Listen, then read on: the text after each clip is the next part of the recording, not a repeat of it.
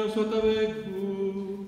Et avec votre esprit. Évangile de Jésus-Christ selon saint Matthieu.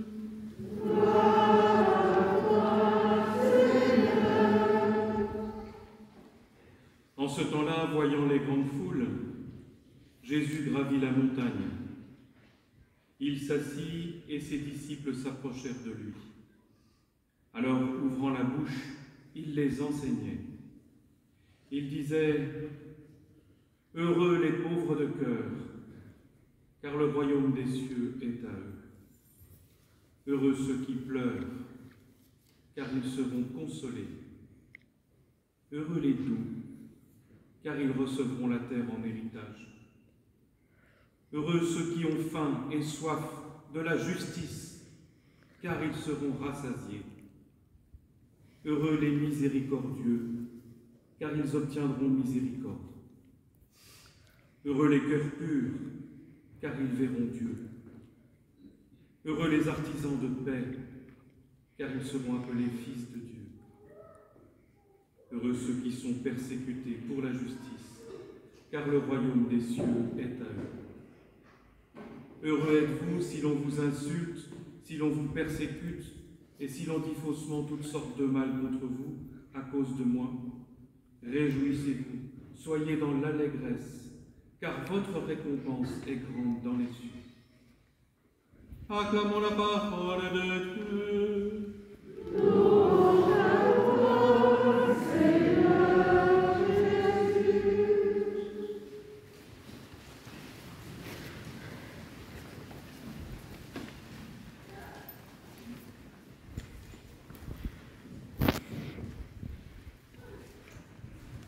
Pendant ces 2 années où on a été marqué par la pandémie et le confinement, il s'est passé beaucoup d'histoires étranges.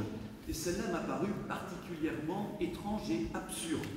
Au Japon, eh bien, des personnes ont payé des billets d'avion à la compagnie Japan Airlines pour un vol très curieux.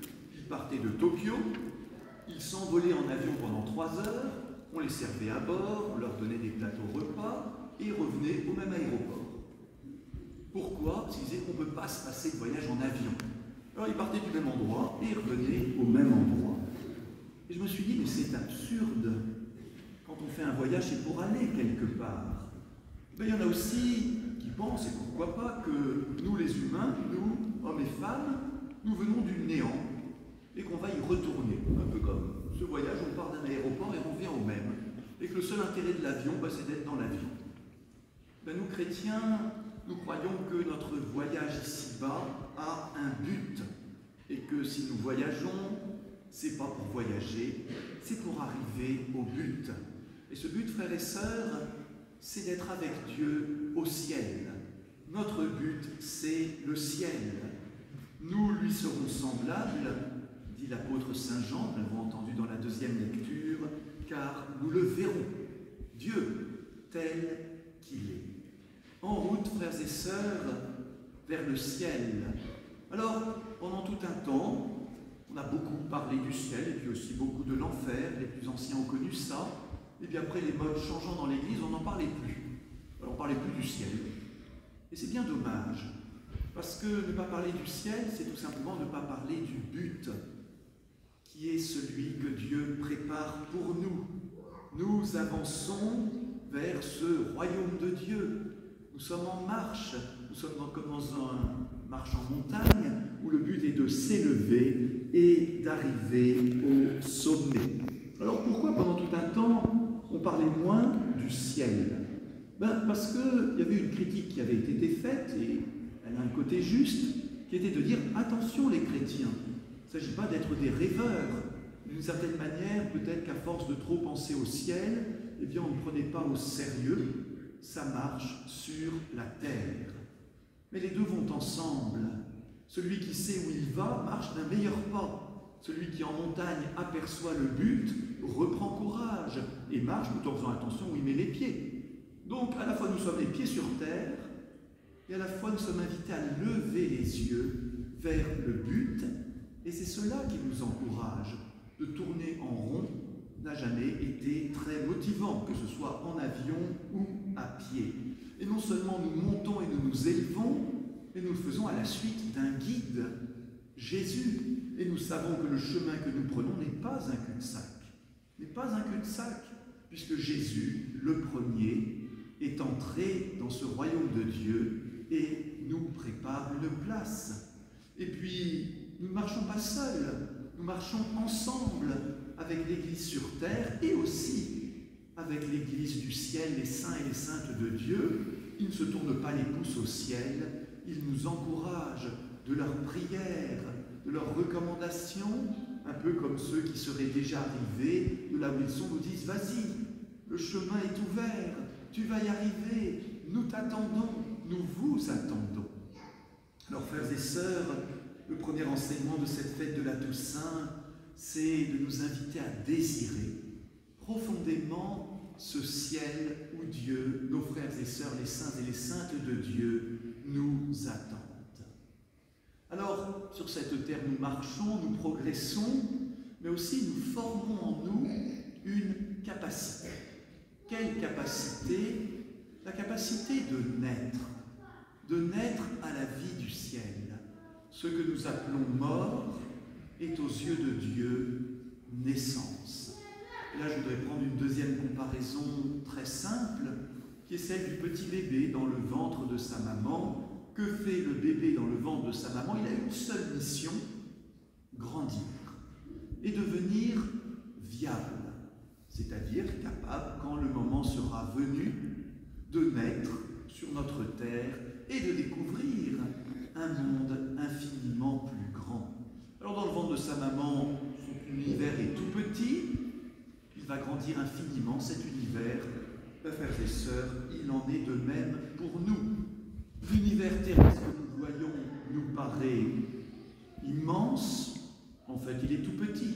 Il n'est pas plus grand aux yeux de Dieu que le ventre de la maman l'est à nos propres yeux. Mais pour le bébé dans le ventre de sa maman, ça lui paraît déjà tout un univers. Et pourtant, un univers tellement plus grand, tellement plus beau, tellement plus riche, tellement plus varié, l'attend. Alors le petit bébé, au moment de naître, est inquiet. Ben oui, évidemment. Quitter quelque chose qu'on connaît pour quelque chose qu'on ne connaît pas encore, c'est inquiétant.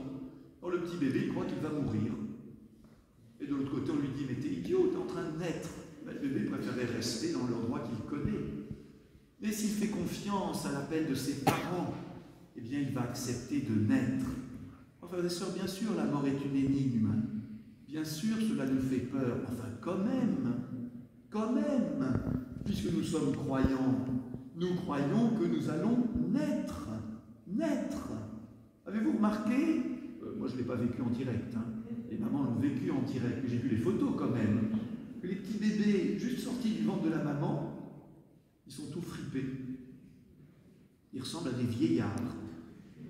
Mais c'est vrai. Mais en fait, ils sont jeunes. Eh bien, ces personnes très âgées que le Seigneur s'apprête à faire passer dans la vie du ciel nous semblent être des vieillards. Aux yeux de Dieu, ils sont des petits-enfants. Et chaque jour, ils rajeunissent. Et chaque jour, nous rajeunissons, puisque nous rajeunissons pour naître au ciel.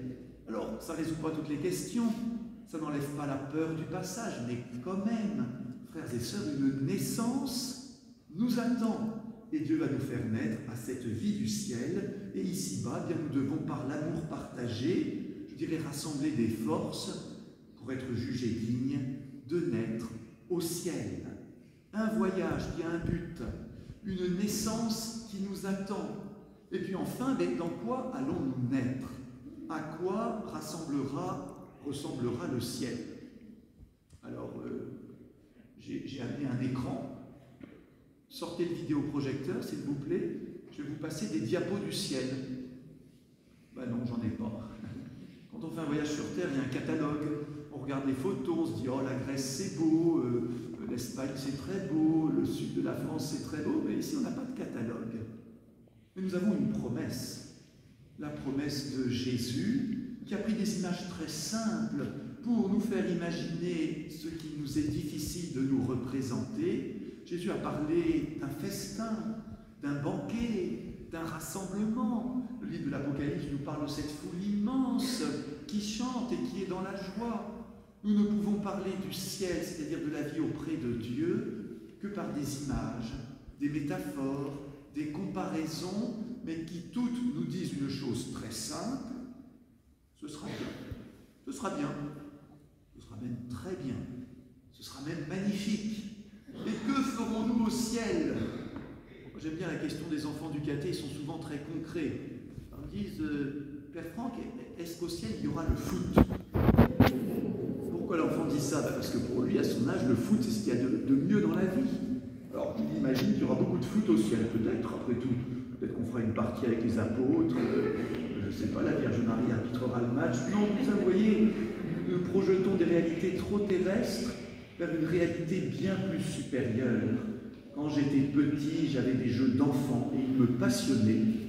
Devenu adulte, ce sont d'autres choses qui me passionnent. Et bien au ciel aussi. Tout ce qui nous paraissait tellement formidable sur terre sera dépassé, accompli par des choses encore plus belles, encore plus neuves, encore plus nouvelles. Et la clé de tout, ce sera la relation. Voir Dieu, lui parler, voir ceux que nous avons, qui nous ont quittés et que nous voulons revoir. Mais nous les verrons dans la lumière du ciel. Ils ou elles seront bien plus beaux, bien plus fraternels, bien plus aimants que même déjà ceux qui nous ont donné sur cette terre. Et puis les saints et les saintes du ciel, ce sera pas mal de les rencontrer. Alors je ne sais pas s'il y aura la queue pour aller rencontrer la Vierge Marie, Saint Pierre, Saint Paul, Sainte Thérèse, je ne sais pas trop comment ça se passera. Mais ce que je sais, c'est que ce sera beau et que ça accomplira tous nos désirs. Car cette naissance au ciel, frères et sœurs, accomplira la promesse du Christ. Heureux ceux qui aujourd'hui font confiance aux promesses du Christ, elles seront toutes accomplies. Heureux les cœurs purs, car ils verront Dieu. Amen.